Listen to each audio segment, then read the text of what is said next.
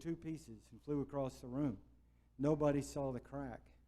So this is how you do it. You put the piece of wood on the lathe, start it. Now we don't have a remote here, so you would start over here. Let it run a while. Run it up to when your lathe, if you have a new piece of wood, for a bowl blank, it's probably a little out of balance or a lot. So you just go until it starts shaking, and then you turn the speed down. And let it run just a second, just to make sure that nothing happens. Then, here's what, let me just show you with some of my tool that I brought. Okay. So you've got your piece of wood on the lathe. I do not, and I usually turn between centers. I know Lou and some of these, oh, this thing is locked, isn't it? Anyway, say that this was brought up. And I have a piece of wood right here. So I turn between centers so that if I find something I don't like, I can adjust the wood. But a lot of people use other methods, like a screw chuck or something like that. When you're turning a spindle, you can turn like this, okay? It's right here, and you're turning. But if you're turning a bowl blank, there's two ways to turn, we know. We call them a push cut, where you're using the bevel, like your spindle turning, and going like that, or a pull cut, where you're pulling the tool like this. Here's the way I do it. Here's the piece of wood. I stand right over here, and I do a push cut, and like this. So the wood's here, my faces and body are here. Okay? If it's a pull cut, I am over here, and I'm pulling. So I try to never be right in front of the wood, especially as I'm roughing it down. Okay? So you're going to hear people, if you are a more like a beginner, you're going to hear people talk about the push cut and the pull cut. And there's some people who say one is, you've got to do one of them. You don't need to believe people who say there's only one way to do things. They both work at different times. You just have to figure out which one is working the best at that time. And as you work on the wood, it'll tell you. Okay? So, let's talk about one other dangerous time when you're turning. Years ago, I was turning a bowl. For me at that time, it was a big bowl. It was about this big. And I had heard about scrapers. This is before videos and the club and everything. And I had turned the whole bowl. Then I picked up my scraper and stuck it. Here's the bowl like this. Let me just show you.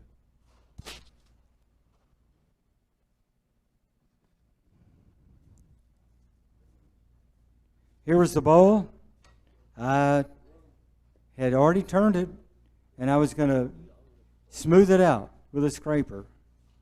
And stuck my scraper on the wall, and my bowl was pieces all over the garage. Because the minute you start turning this, it is no longer round. Okay, the inside. And it doesn't matter if it's green or if it was dried. Okay, as long as you remove the stresses in here, your bowl, by the time you get to the end of it, your bowl is no longer round.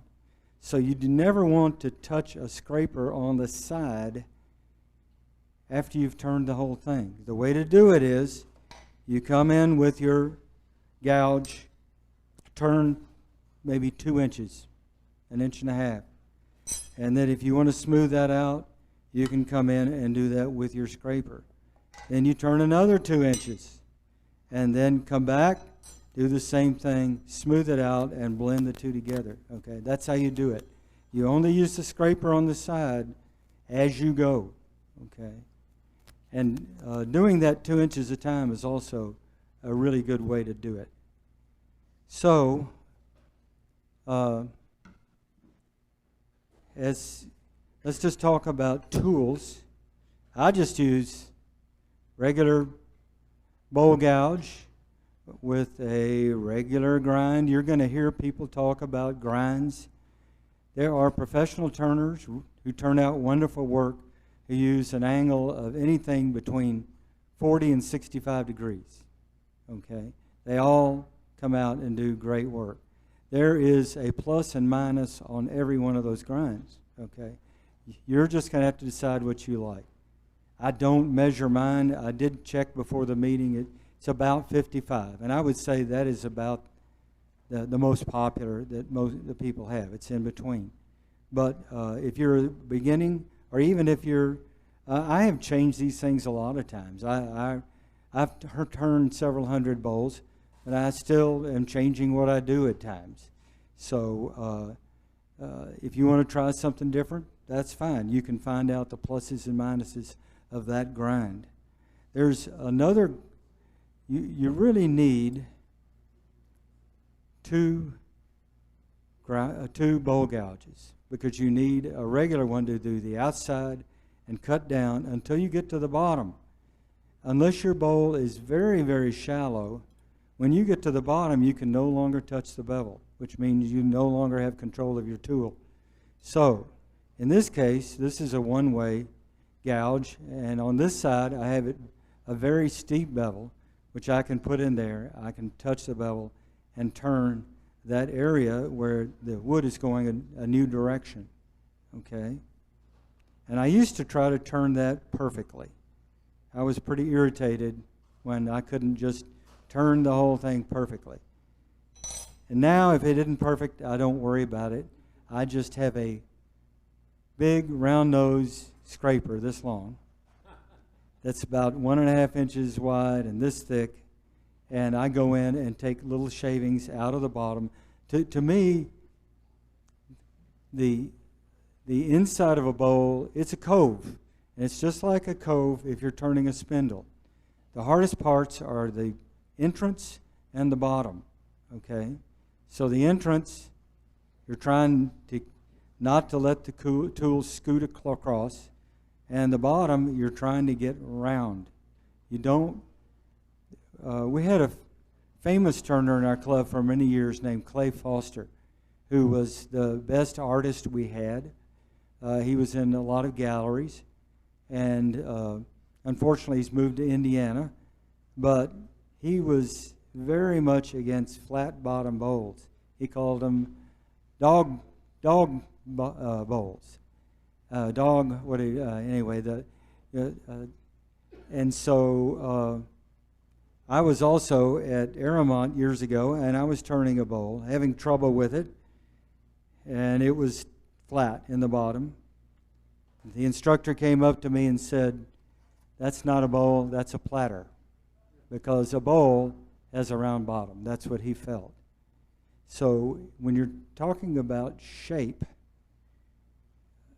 we generally want everything to be round. You don't want any flats unless you just decide you want the bowl to have flat sides. Here's a good way to check it. Take your old credit card or the key that you stole or just happened to walk off with. So here's your bowl, and you've turned it like this. And you can put the light over here and go like this. It should only be touching in one point. If it's touching 1/4 of an inch, you have a flat, and you need to get rid of it. And what I see people do, they then go in and start turning on that flat. Don't turn the flat, turn everything around it, and then round it out. This also is good to see if your bowl is curved at the bottom. You can check. You should have. If you want it rounded in the bottom, you can check and see that you've got that. Okay, let me just show you the tool that I use for the outside.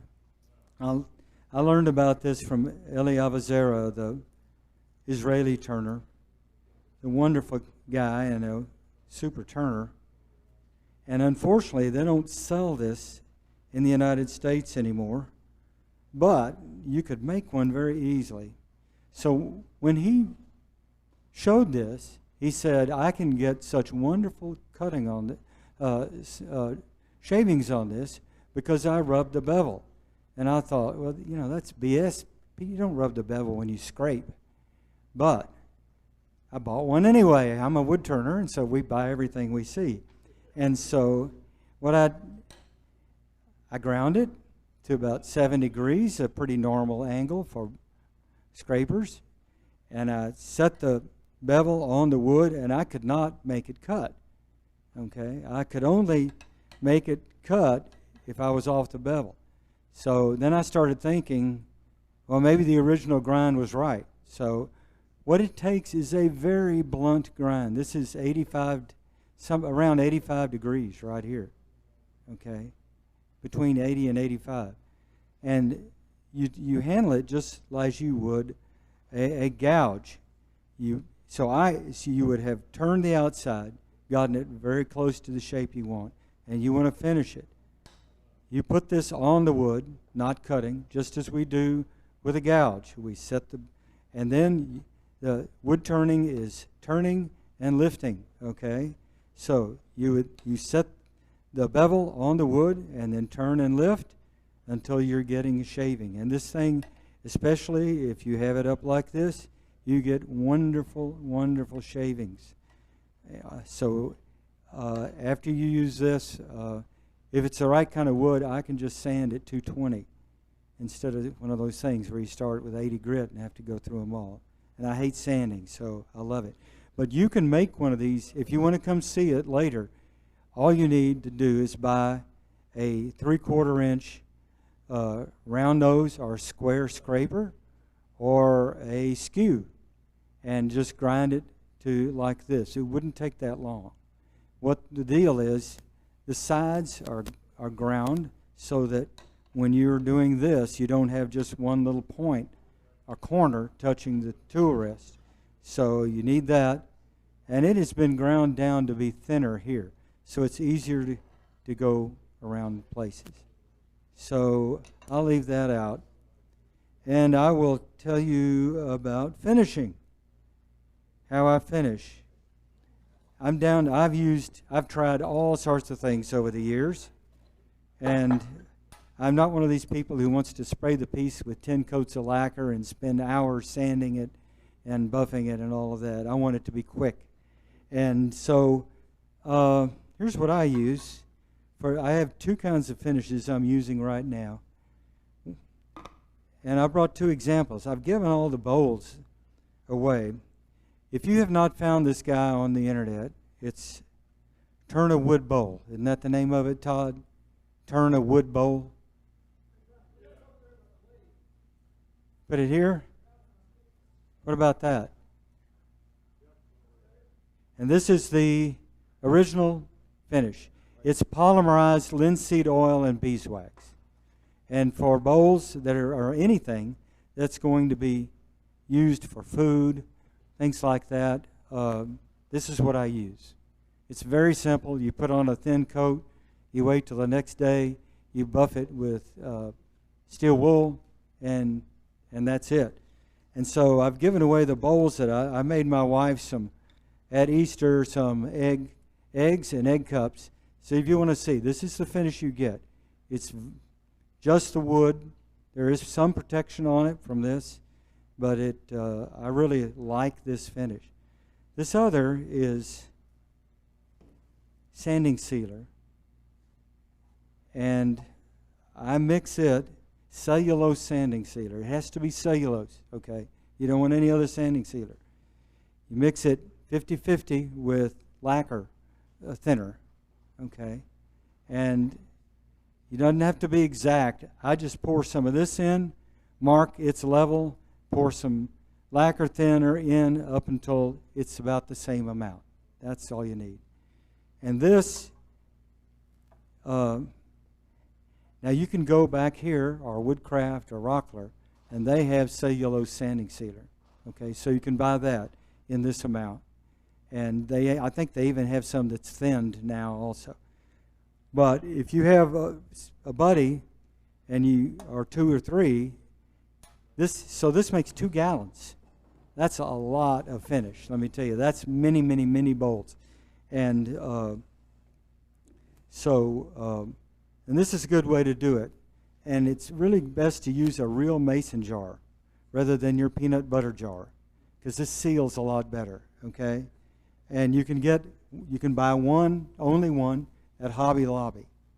Okay, so you can see I have a brush in there. You brush this on heavily, and then immediately rub it off. It dries ultra fast. Okay, so if you have a bowl this size, I would put it about a third of this, and then dry it off, and then put some more and dry it off. It's not like some finishes that show a line between. It all blends in. And then I use the Beal system and buff it, and then buff it with Carnauba. And that I do it outside. That's a good point. Yes, I always go outside to put this to put this on, and try not to breathe a lot of it. So.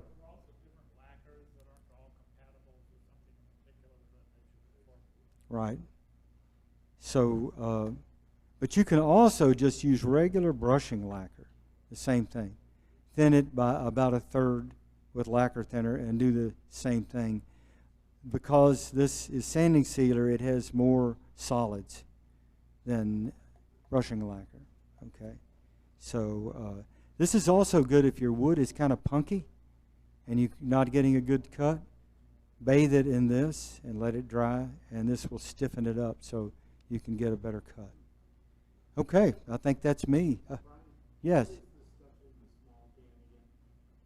Tried and true, original, traditional.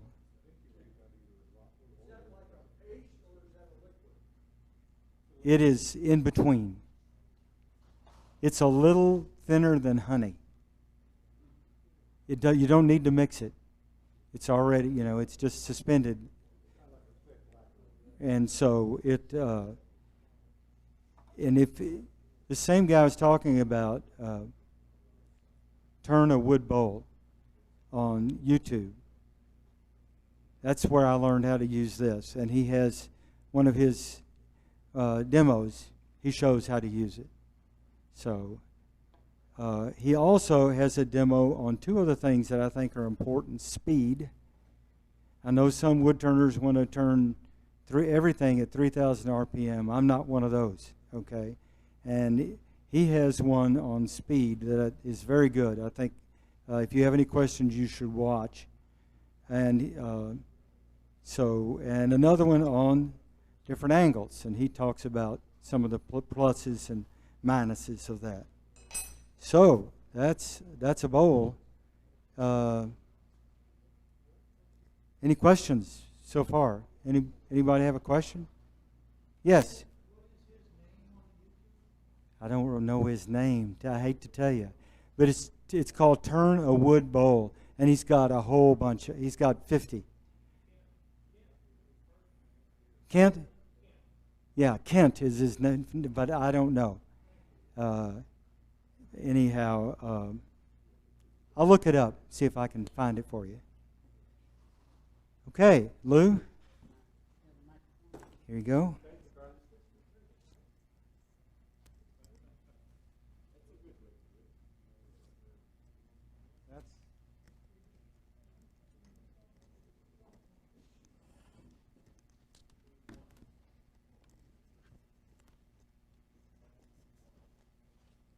The glasses is kind of hard. I want to come up and see. Yeah. This would be what you would get from the lacquer, and this would be the finish from the tried and true. So after we finish, you can come up and get it. Okay, I'm Lou Boudreau, and I just want to go a few things that I think are important to making bowls. I think that first thing is the wood. I think that's very important to making a really good bowl. And then there's the shape of the bowl, and then the workmanship that goes into it. And by wood, I mean they have two primary differentiators that I look at. One of them is one that's got a lot of grain in it, like this piece of elm. And the other one is this piece of mesquite. It's got a lot of rich color in it. So those are the two things that, from the quality of the wood. Of course, you want denser wood, but ash, elm, hickory, walnut, they all make great bowls. As far as the shape of the bowl goes, mainly you want a curve on a bowl. You can see these are all curved. They have, my favorite bowl shape is Cantonary, which is if you were to take something like a piece of chain and hold it at 2 points, that's the shape that you would get. That is supposedly a very pleasing shape to the eye. Also, there's a spherical shape, which is not a great deal different, and then an elliptical shape. So they just have slight differences on them, but it depends on what your wood is going to give you. And then as far as the workmanship, I look for relatively thin walls, but more importantly, uniform thickness walls from the top down to the bottom. And then the other factors are the finish.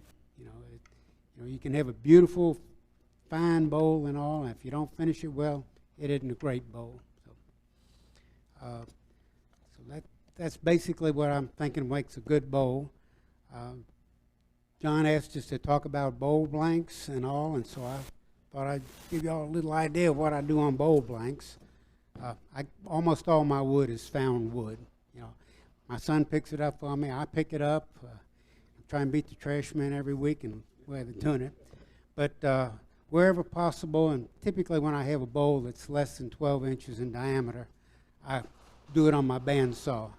And the process that I use is basically I cut the log this way, and I stand it up, and I figure out where the pith is and how I can get the best shape of bowls. Make a pass to cut out the pith, and I go and get the other side and make another pass to get the rest of the pith, because usually the pith is going like that. After I do that, I run it by the bandsaw one more time to cut the back surface to be flat, so that when I go to cut a bowl blank, I can lay it down on my table with my bandsaw and rotate it around and cut the center out. And that makes it real easy for my next step, which is putting it on the lathe. Now, I get that one out of the way. It's too heavy. But I have kind of a two-step process for making bowls. Some people use 3 steps, but I like to do mine in 2 steps because I want a quick satisfaction is what I'm looking for. And the way I do it is I use a screw center. A lot of people will turn between centers, but I like to use a screw center. And I shouldn't have put that in back there. Anyway, I screw a center into the top surface, mount it on the lathe, and I go ahead and rough shape the bowl, and then I look at it and say, okay, I got some bark here. I want to get this bark off. I don't like bark on bowls because they tend to come off later on.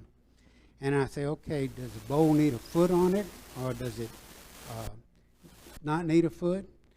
Does it need to have, sometimes there's a lot of bark in this region right here, and if you're trying to come in up here and cut it off, you lose a lot of your bowl shape size.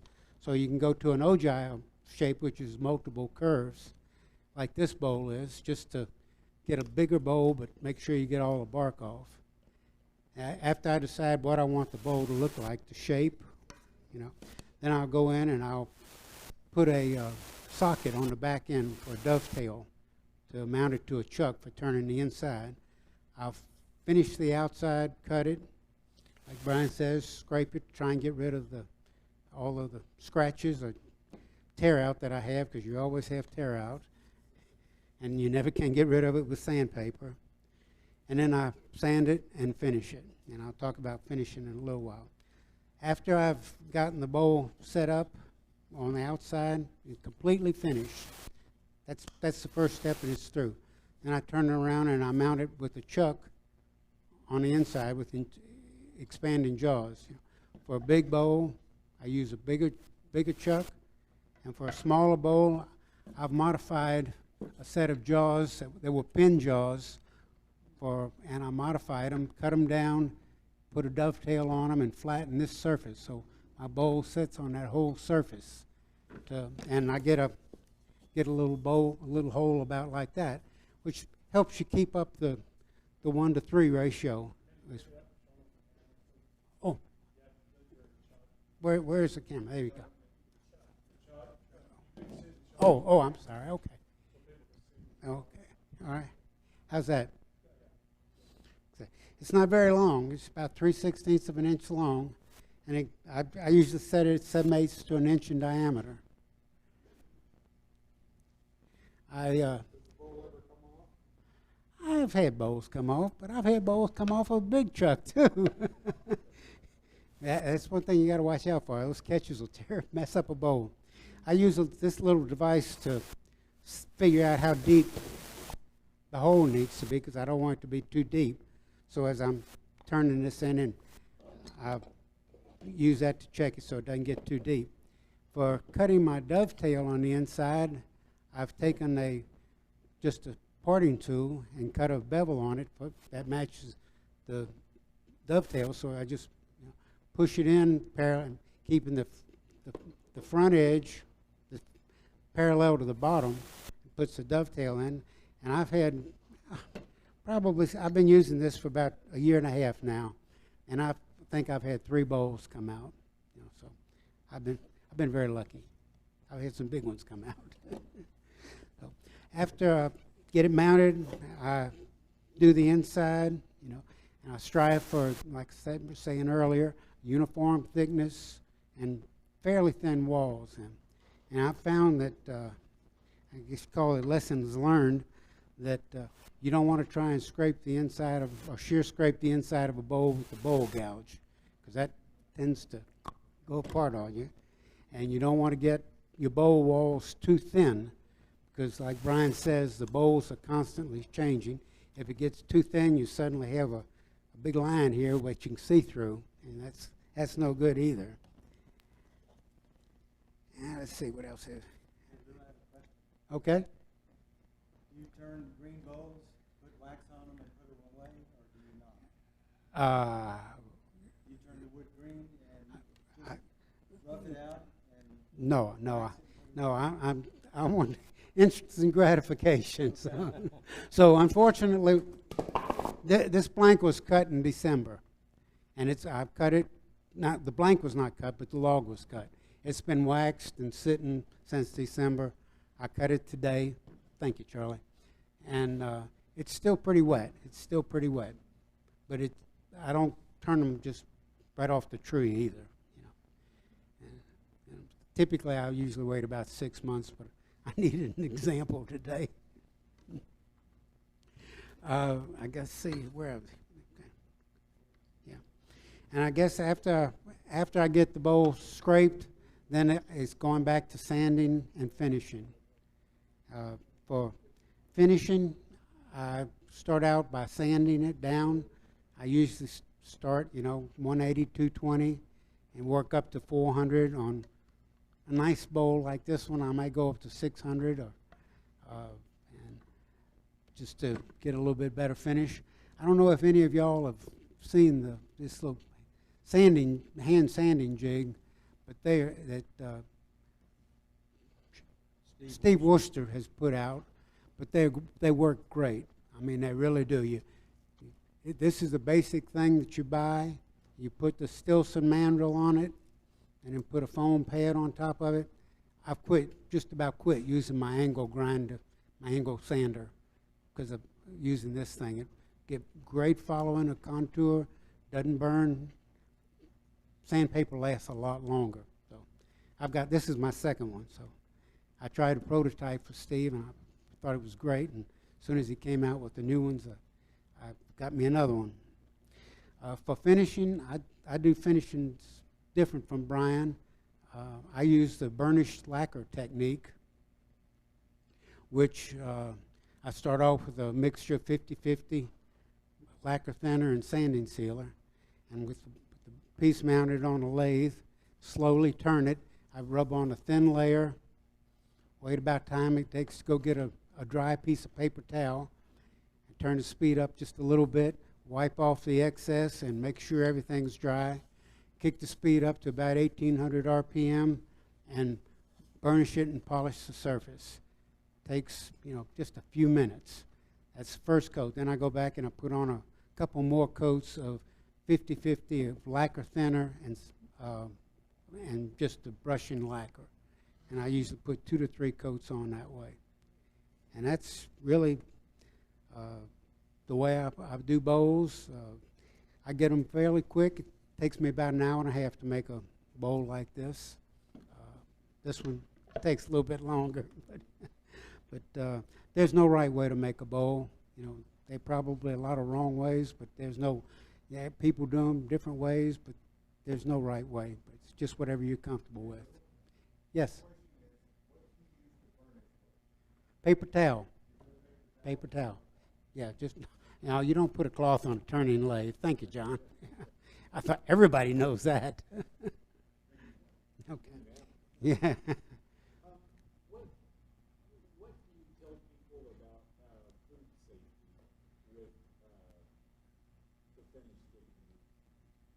I tell them. Yeah, okay. You were asking about food safety. Well, I don't turn bowls for food. You can put fruit in them. Put like apples or something like that. I don't. If I wanted something food safety, I would use an oil. I'm going to check out that product Brian was talking about, but I've been using mineral oil.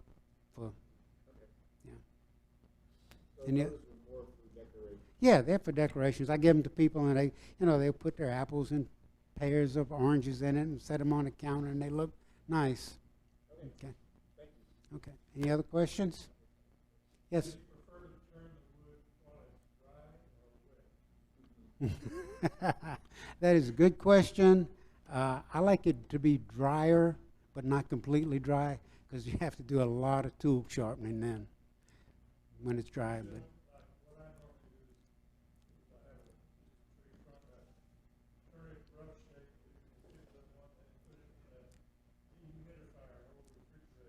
yeah. Yeah. Yeah. Yeah. Yeah. Wood reaches equilibrium a year, an inch, plus a year. So this will really reach equilibrium in 4 years. So that's why a lot of people rough.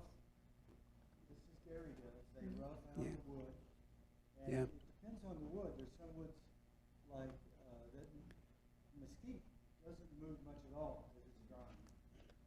If it's oak, it could just move a huge amount. So you've got to leave the wall stick. Then we have, and the club sells a liquid wax that you put on the end grain. Because that, of course, that is losing moisture faster than the side grain. You put that on the end grain, put it in a paper sack and put it away, or you can do like Gary and make a dehumidifier. Yeah. So it's called anchor seal. Yeah. Anchor seal, yeah. I've got gallons of it. we need 3 guys for enough memory for one demonstration. For one demonstration, yeah. Okay. Y'all have any other questions for me? Yes. Just a question in general. For bowl gouges, there seems to, I'm a blank amateur, okay? There's a V-bowl gouge and a U-bowl gouge. Which should a total beginner use? There's a parabolic inside.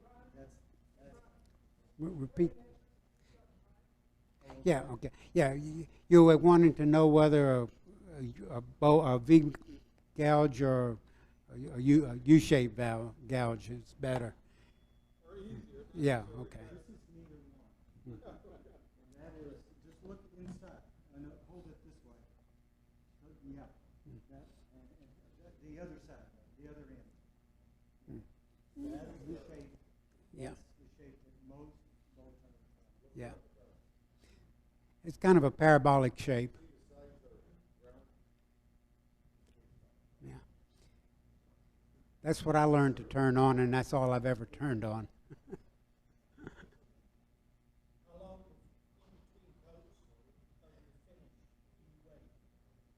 About 30 seconds max. That's why I like it. It's quick. Y'all have any other questions? If not, I'll turn it over to Charlie.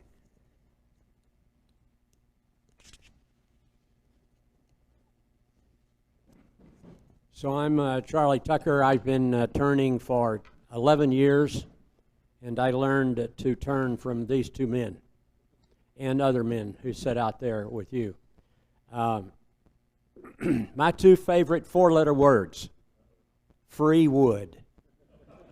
I live in Farmersville. I live out in the country in an 1890s farmhouse. And I have a storm cellar, which I have taken and reconverted into a dehydration vault. I turn green wood.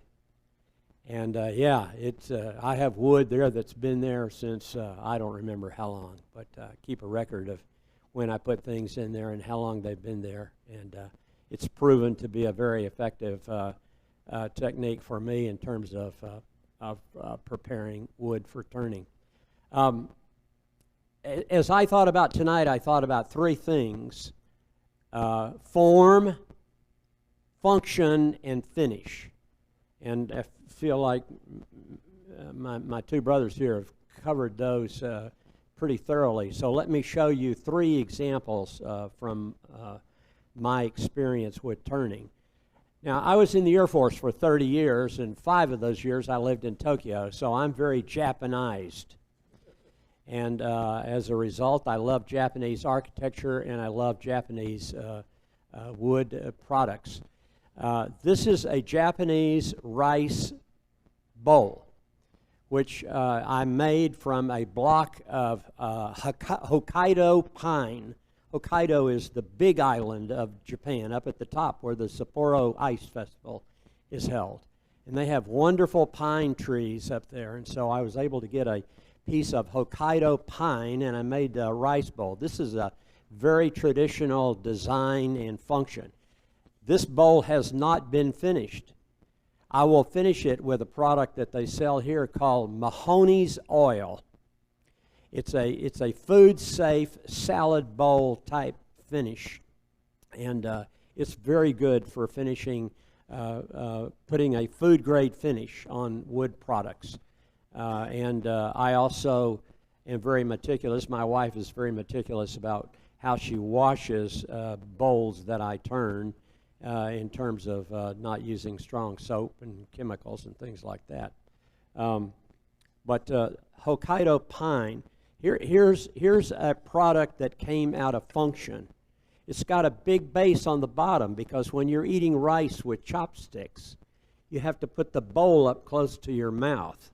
So most all bowls or all products in Japan that are used for serving food have large handles like this on the bottom.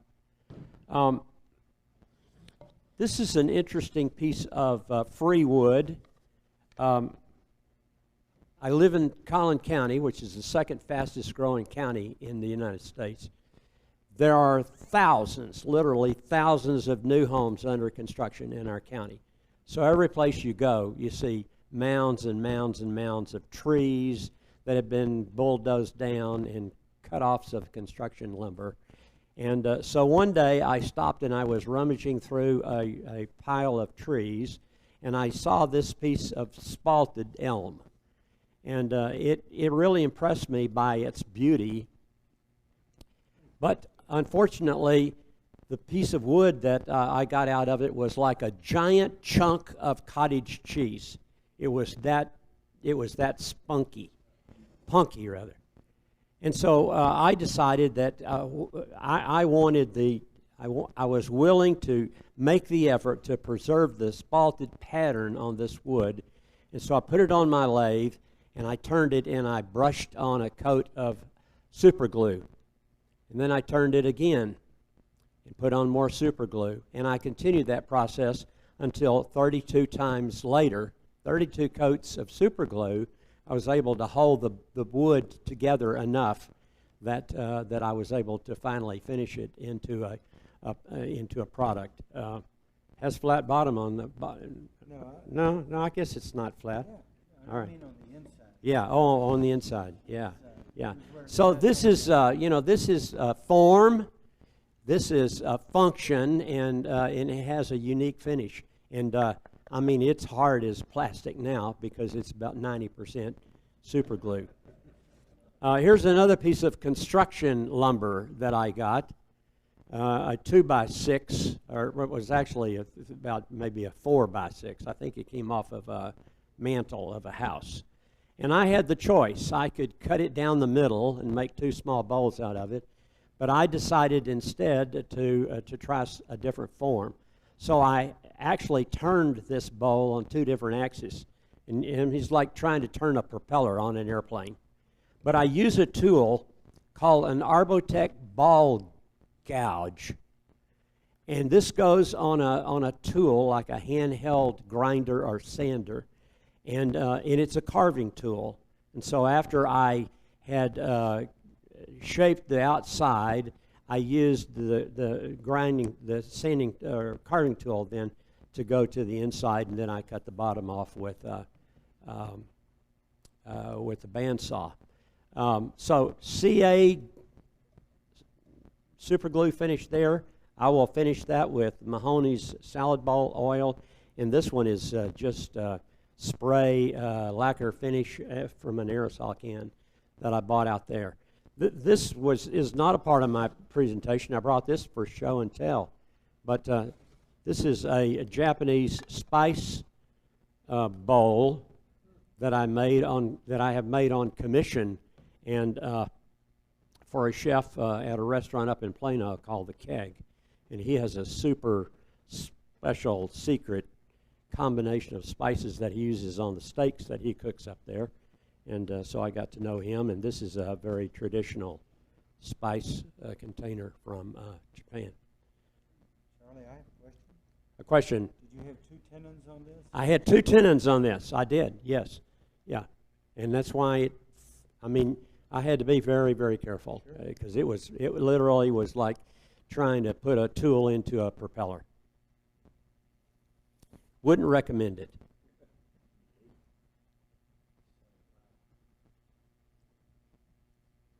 Questions? Are you going to ask any questions, or are we through?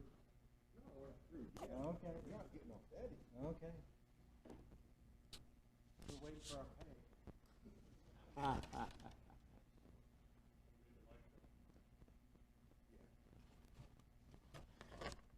Give me your phone.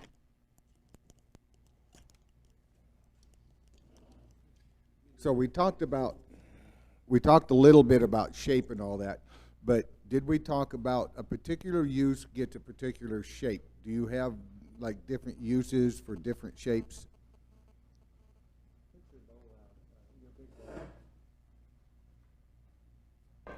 Brian, I'll let you answer that one. Well, one thing I want you to see about Lou's bowl, this is something that I was taught at the beginning, and when I started turning, is that you really there's two ways to do it.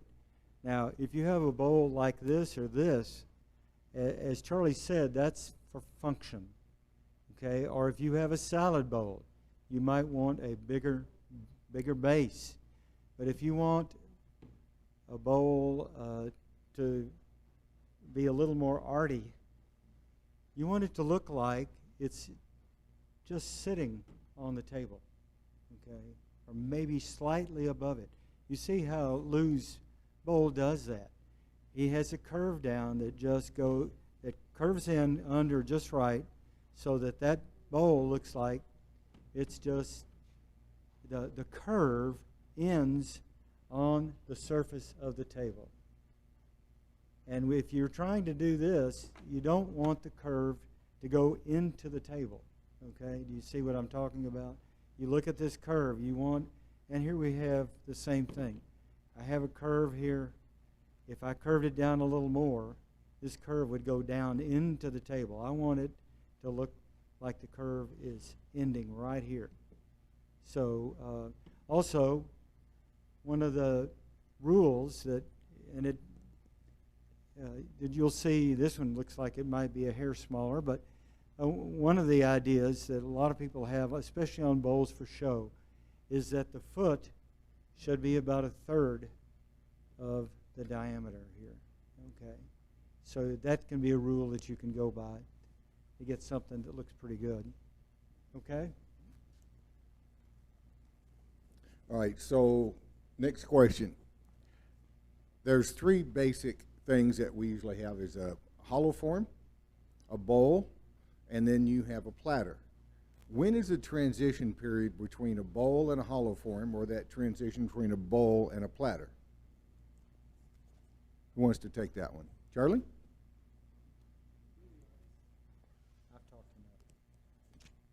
I tend to look at platters as being more like spindle turning because typically they aren't very shallow. They aren't very deep.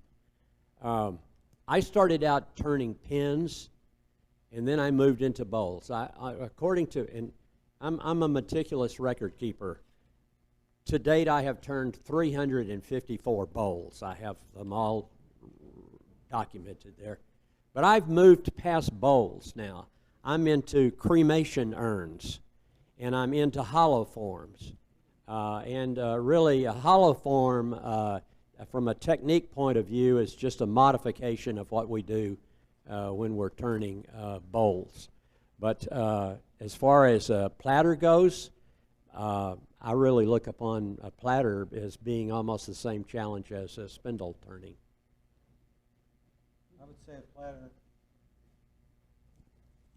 Echoing the expert at Aramon, he said a platter has a flat bottom. And bottom, I mean this part, The inside. so that you can stack your wine glasses on it, or your whatever you're gonna, your coffee cups or whatever on that. Yes. All right, and then one of the last things, okay.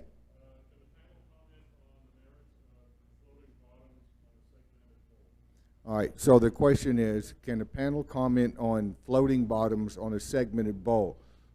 Do you understand? Now, what that usually means is reset. So when you make a segmented bowl, the bottom is not glued in. There's a ring in there holding it, so the bottom does not actually connect to the bowl. It's locked in there. Lou, do you understand what that is?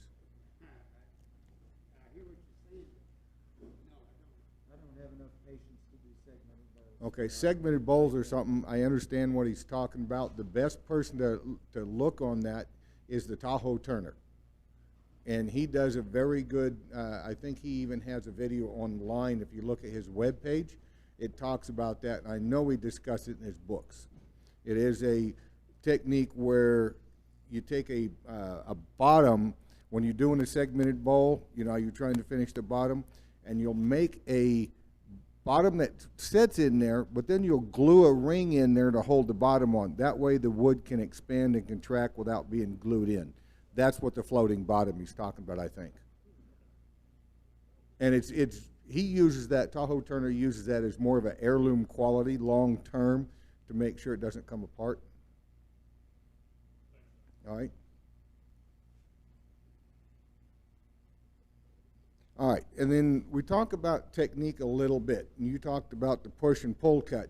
So one of the things I'd like to talk about is cutting up and cutting down with the grain. How do you know how to cut from the edge going in or from the end going out? Why would you cut one way or another? Does that make, when you want cut from here going that way or from here going that way, and why? Here is. So, here's the tree growing like this.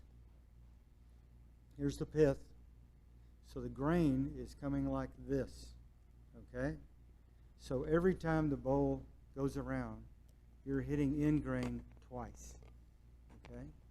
So, one thing that Lou mentioned, I didn't mention it enough, is you always want to get the pith out.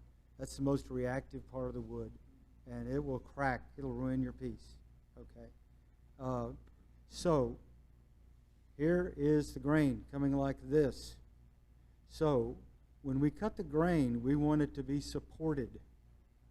Now, if I cut, why don't you hold it for me, Charlie? Okay? So here's the grain. If I cut it this way, I'm just cutting right into the grain. Okay? Okay?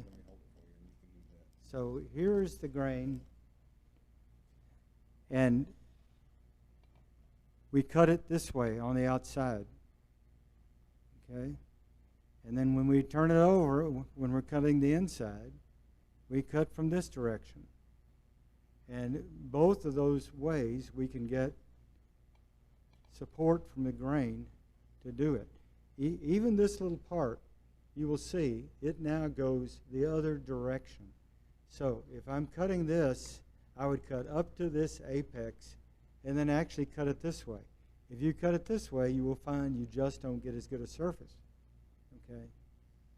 So, do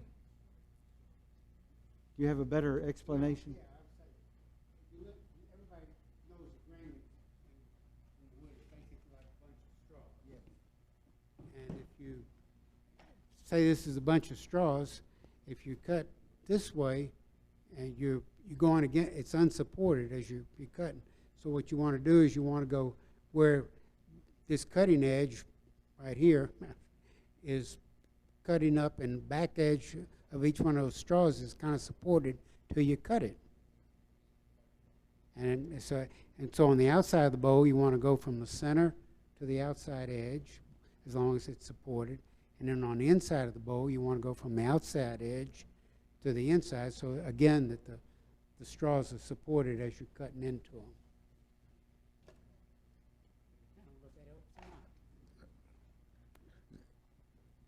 And then I guess the last question I have, we talk about different types of shape. We talk about utilitarian, but I see like Bonnie's bowl here. If you look here, it's an OG.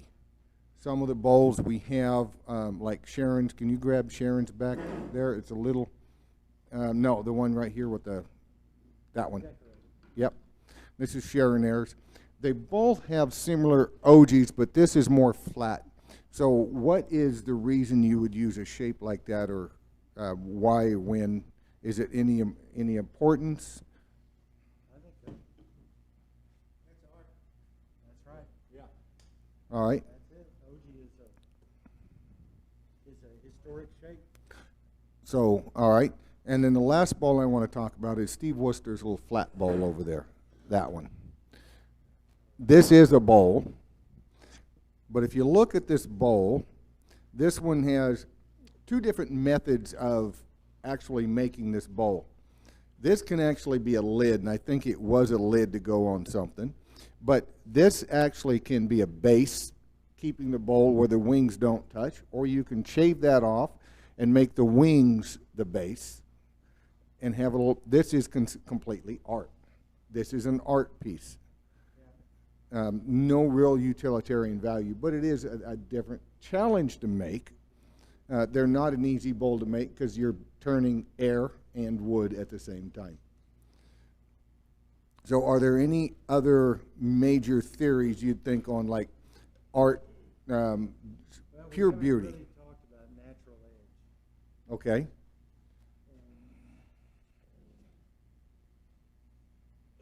So if you are a beginner, let's just talk about this. This bowl, here was the outside of the tree, like that. Here was the pith. This bowl, here was the outside of the tree going around, and here was the pith. So you do it backwards. Okay. So we usually use this. You can get more volume, but these are really neat. It's best if you use wood that has been cut down in the winter, because bark has a better chance of staying on. Okay, and these are fun to turn because, okay, I like to have this especially between centers. So what you do is you measure. You have your tool rest here, and you measure exactly. You have your blank of wood, and it's coming like this. And you find the edges compared to where your tool rest is, so that, see, this is pretty well balanced. You don't really want one side to be a lot higher than the other, and that's easy to do. So Kevin did a great job on this, and so it's really handy to do it between centers, so that as you're turning, you'll see that you have it out of balance like this. You can just change the point. You can just take your tail center and move it here to try to get it corrected, okay? So you turn the outside, and you turn very carefully here. When you turn it over, you're holding it with a chuck here. And what's fun is that you can actually see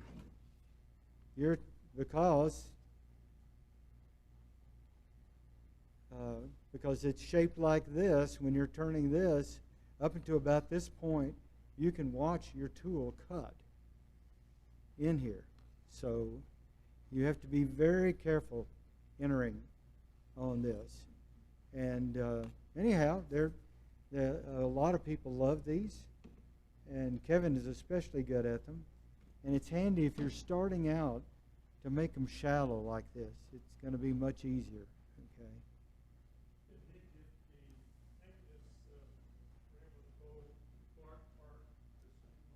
Yes, and that's hard to do. And I can tell you from experience, a good way not to make it the same thickness all around is to sand it. In this case, you can only sand it as it's turning on the machine up to here, okay?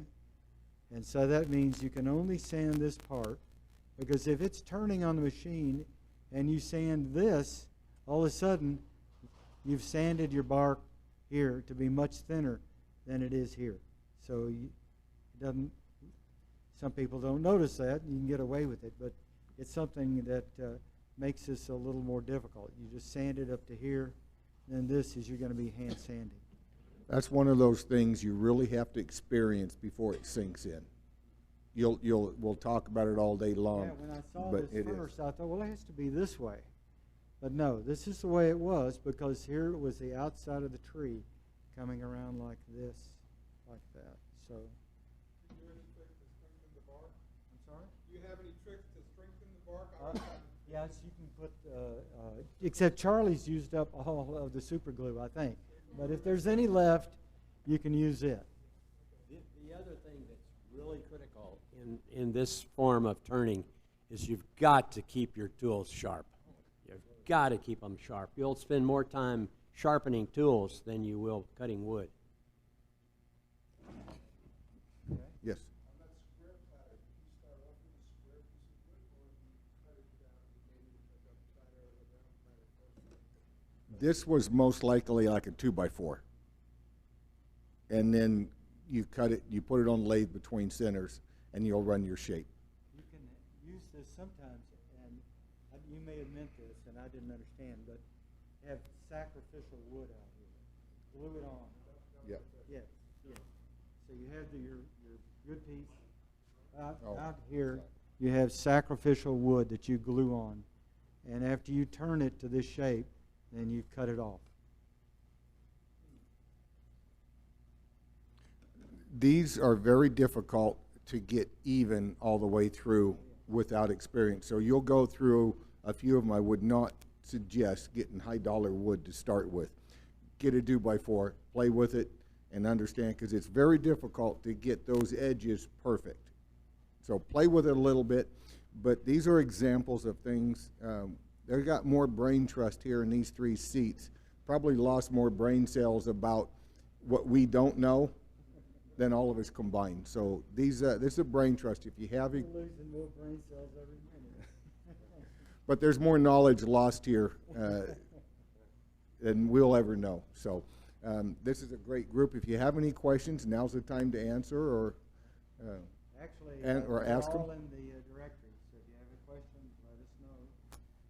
And because I had to go through years of not having any mentor or any videos or any teaching, and so it's really helpful. Of course, now you have the internet, so just watch it. Be careful what you learn on the internet, because there's some really screwy stuff and dangerous stuff out there. So just be very careful about that. Brian was my mentor, and I'm thankful for him, I tell you. For choosing a piece of wood to turn into a bowl, what should be looking at getting green at the top versus Okay. on the side? All right, we'll answer that, and I'll get to you in just one second. When you're cutting, I think when you're looking at the log, what do you look at? So the grain is various ways in the log.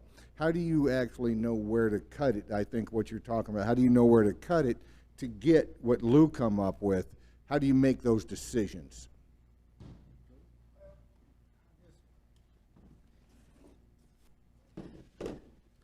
This log this morning had the other half had a great big old bunch of branches coming off of it, plus a rotten spot. So obviously that part went away. But basically, you look at the wood and you say, okay, it's round. Typically, there's going to be some sort of a check around the pith. You know, it may be 1/2 inch long, and maybe 2 inches long. You look at this board and you say, okay, I can get this piece that makes a nice shaped bowl, you know, and I draw a line here, and the other piece actually came off like that instead of just cutting it parallel to this ham. I have the second piece because they had some bad stuff over here. I ended up just cutting it off. But you just have to look and say, now where can I get a bowl? And the best, you know, biggest bowl or the most grain structure, or if it's got some burls on it or something like that, that, you know, just like this one even had a little branch right here. I didn't realize until I touched it. But you just have to look at it and see where you want to cut it. And like I said, I got 3 pieces, well, actually I got 5 pieces out of this thing. I got this cut, and I got this cut, and I got the two ends to make it flat. So, No, knot will make a when that knot gets in here, it'll make a neat feature in the wood. so also when you cut this off, don't destroy that piece, because that will make a nice little natural edge piece. So you can get 4 pieces if you cut them right.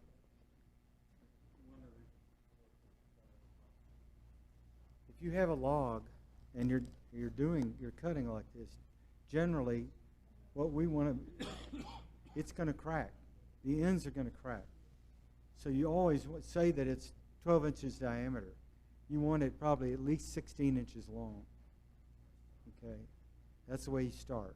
Unless you're just going to turn it immediately. If you cut down the tree and turn it immediately, then you're going to get real wet. You have to have very sharp tools. It's fun turning. And you have to turn the walls perfectly the same diameter and probably 3/16 of an inch or thinner, so that it will dry altogether, or else it will probably warp and crack. I know it'll warp and it'll probably ruin. But people do that. That's one way to turn it. You've got to be a pretty good turner. You got to get the tree when it's very wet, and like I say, you've got to have even wall thickness the whole way, because you don't want part of it to dry faster than the other. That's what causes the problem. When I cut a log, like Brian said, I want a 12-inch log, I make it at least 18 inches long. I know that there's going to be cracks in the end that I need to get rid of, and so you can see that this is the diameter of my bowl right there, and I was thinking there would be some cracks here. Well, I cut about that much off of each end that had some cracks in it, and I was just really thrilled when I got inside an inch and found out there weren't any cracks here. And I'm going to go put this back in a plastic bag and wait Hope. a little while to change it, to turn it. All right, Michael, you had a question?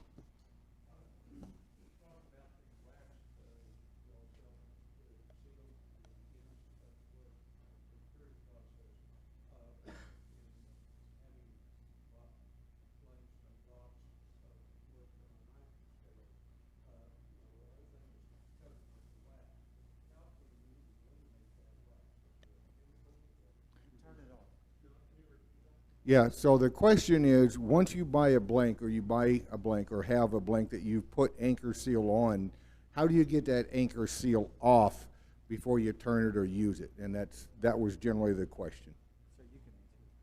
All right, so most of us just put it on the lathe and turn it off.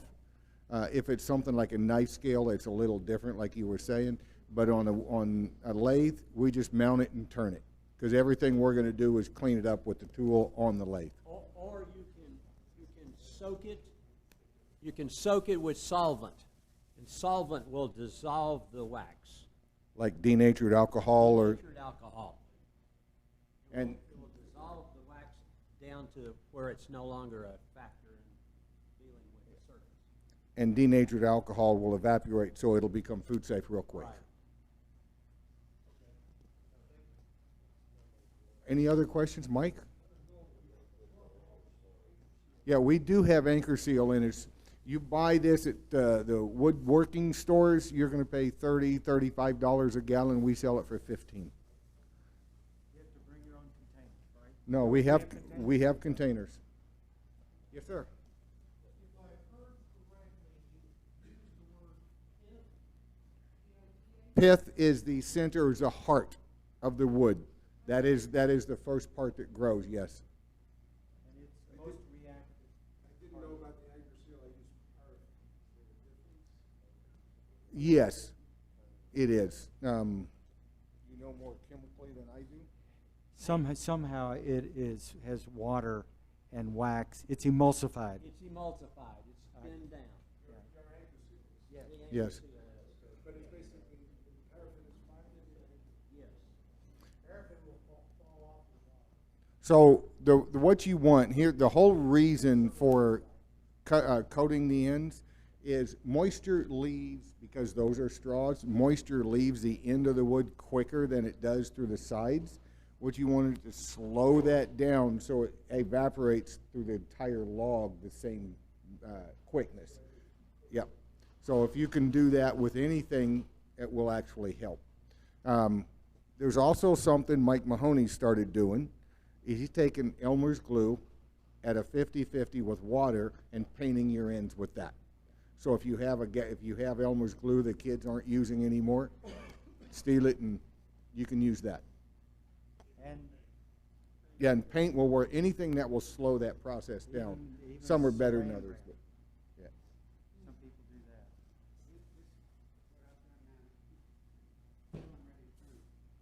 People use paper bags, they tell you, rather than plastic, so that the moisture can. I usually use paper bags. You don't, if you, I know from experience, if you put wax on this, put it in a plastic bag, put it away, and find it in a year or two, it is one big hunk of mold and mildew. You don't want to be near it. So, real quick, but the reason why people put them in plastic, short term. So if I'm That's right. cutting it today and I'm taking it to SWAT to turn this afternoon or tomorrow, I'll use the plastic. If anything longer than that, you're going to need something better. On the other hand, maybe you want it to be, maybe you want it to be spalted. So you come to my house, you'll find garbage bags all around the barn with pieces of green wood that I put in there. I wet it down, I put wet chips in with it, I seal it and just set it out in the pasture. And it will spalt like crazy. How long? Oh, it depends on how much spalting you want and how green the wood is. Months, weeks, days? Oh, I would say probably you ought to start checking it after about a month. But the thing you've got to be very careful about is you have to protect your lungs when anytime you're working around. Yeah, it's bacteria. That's what it is. You get spores and. Anybody know what spalting really is? Spalting is the process of rotting or decaying. So Right. all of that is, yes. And some people rub the ends of the wood with just dirt. They pick dirt up, rub that in to get all the critters that are in the dirt started. That's what And you'll find out over time that certain woods will turn better than others as far as the spalting. Certain woods will dry slower. I know manzanita, I'm from California, so manzanita is a wood that you cut it, you should have a brush on the end of your chainsaw painting it as it goes through, because it'll crack that quick. By the time you get to the other side, half of it's cracked. It splits. So.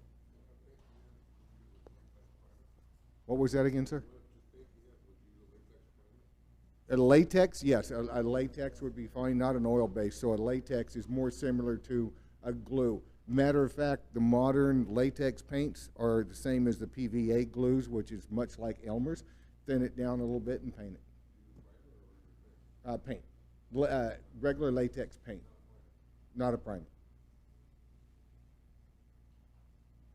Anybody, any other questions we have? Do we have any from the Zoom or the forum? Sure. Kind of an experience question.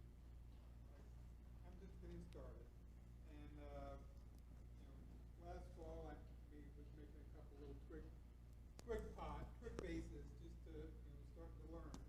And my daughter, who's a teacher, saw them and just loved them, and I need to make like 20 of them for thank you gifts for them, which is fun. But it was sort of like doodling. There was I didn't have any plan. Just whatever came out, whatever the shape was. I was wondering, do you guys like have in mind before you start a definite bowl shape you want, or does it just emerge?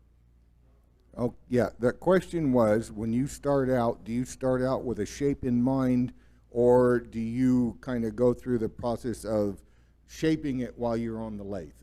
Okay, we can each answer Yep, that's a our good own question thing. for all. I find that if it's something new, now I've turned all these shapes before, so this type of shape. And when I start talking about anyway, but if it's something new, if I don't sketch it out, I'm disappointed with the first one. Or sometimes I'll even make, now this is true of more of platters and spindle turning, but I will take 2x4s and glue them up to get the size I want and do a quick, I like to sketch it out. It doesn't have to be perfect. I'm not going by 32nd of an inch like that, but I find that if I don't do that, I don't come up with something I like. It's something for the fireplace. So Charlie's a real artist, so he probably has a better idea. So I learned from Brian, and I do a lot of prototypes with construction grade lumber. However, there are some times when the wood drives the design. And there are some times when you find a very unique piece of wood and you say, now what can I make of that without compromising the character and the quality of the wood? And in that case, the wood itself will drive the design. But remember, it's arts and crafts, and the arts is sitting down and figuring out where you want to go, and the craft part is getting there according to where it was that you wanted to go to start with. I guess I'm the odd guy out. I let the wood tell me what to do with it. I rough turn it when I start out, and I look at it and see where the grain is, where the faults are, and just say, okay, this bowl looks like it ought to go this way, and I go from it that way. And I don't. Now, when I do segmented turning for like a box or something like that, I do sketch those out and figure out where I'm going. Tell them about. So, who was it was doing the weed pots? Okay, So I found a furniture company in Richardson that was going out of business.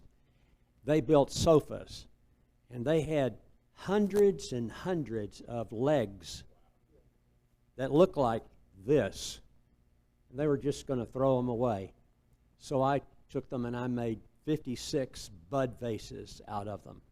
But it was interesting, even though they all started out from the same shape wood, they all ended up with unique personalities and characters, and that's where embellishments and lines and rules and textures and things like that really can make a unique product out of basically a production turning exercise. One thing we haven't mentioned is that wood changes. Okay, so that's one reason that I like to emphasize form so much, because you can have the most beautiful purple heart or wood like this, and you're concentrating on showing off the wood on your piece. 25 years from now, it's not going to be that color. Okay, as an example, this is Bodark. Okay, if you've ever cut down a Bodark tree, you know that it is the brightest yellow you've ever seen as you start cutting. And as you cut, it starts changing color. And after a while, it's very ugly. It's this greenish brown that's terrible color. But then it turns into this beautiful color. But other woods, most woods lose their color. Okay? So something that you were trying to emphasize the color of the wood, 25, 30 years, it's going to be gray or white or brown. It's going to lose that color. So that's why you need to think about form. Form is the most important thing. So, For those of us that aren't as experienced as these guys, there is the principle that you never tell anybody what you're intending to do until it's finished, sanded, sitting on the shelf. it's a very good point. So, Because all of the little checks and catches and everything, what is the phrase? It's creative design opportunity. yes. Something else I'd like to mention. If you look at these bowls, right? Look at the bowl this way.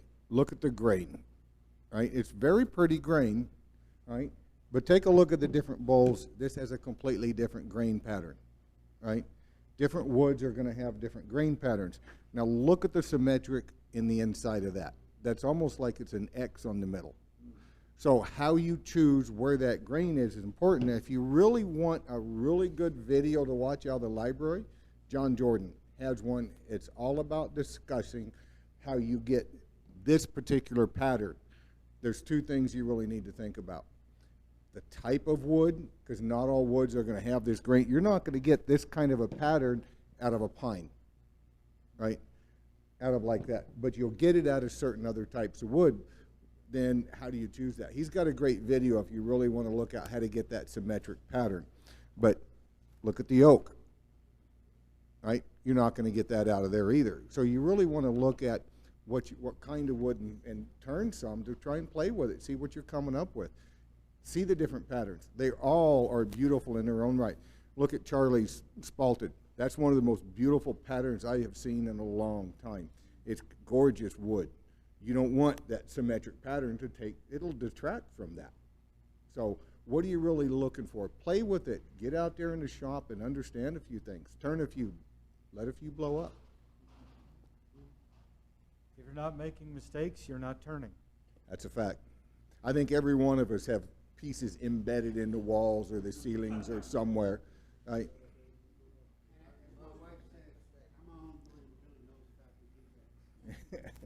Yeah.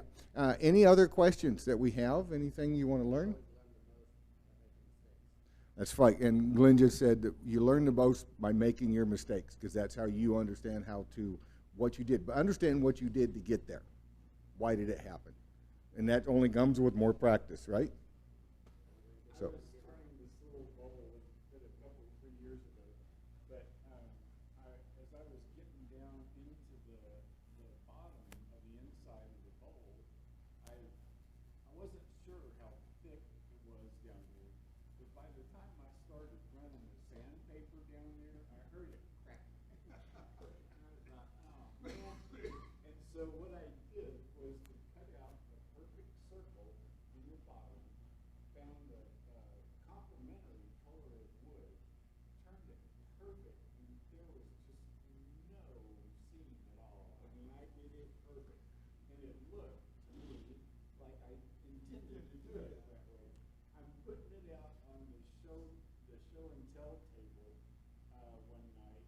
David Young walked behind me and said, "Oops." I said, "You asshole." But the truth is that we've all done. Yes, we've all gone that. We have all made funnels. So Jim was just talking about a time when he was turning a bowl. He got down to the inside and got too thin. When he was sanding it, he started hearing it cracking.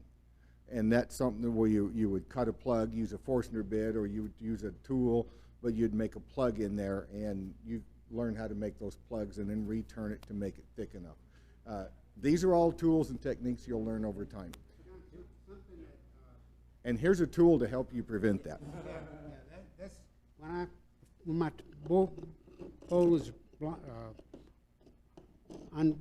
You know, I take that thing right there and I say, okay, that's how deep my piece of wood is, and then I pull it back for the socket and a certain amount for the thickness of the bottom, and then that's as deep as I go when I'm turning. And so I leave me 1/8 of a quarter inch of space. A little safety zone. Yeah. So, and these are homemade tools. So I have a go ahead.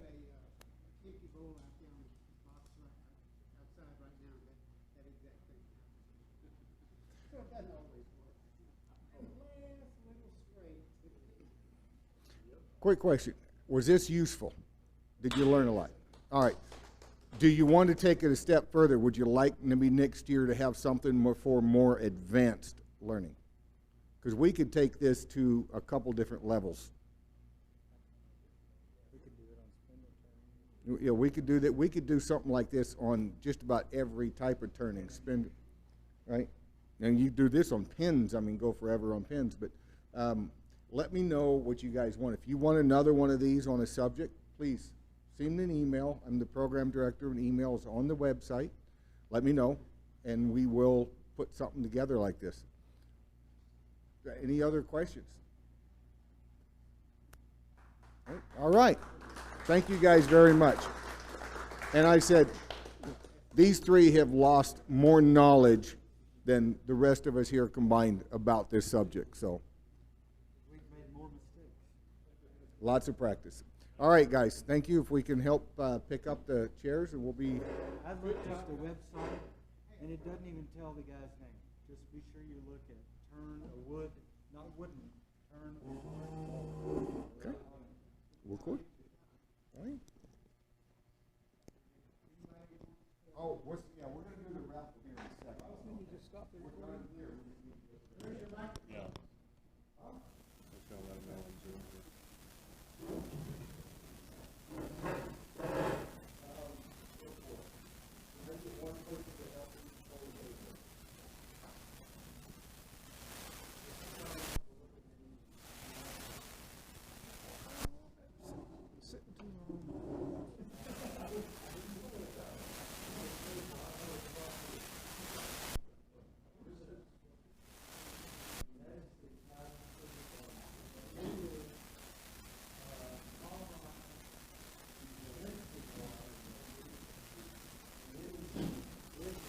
Once we're done, we can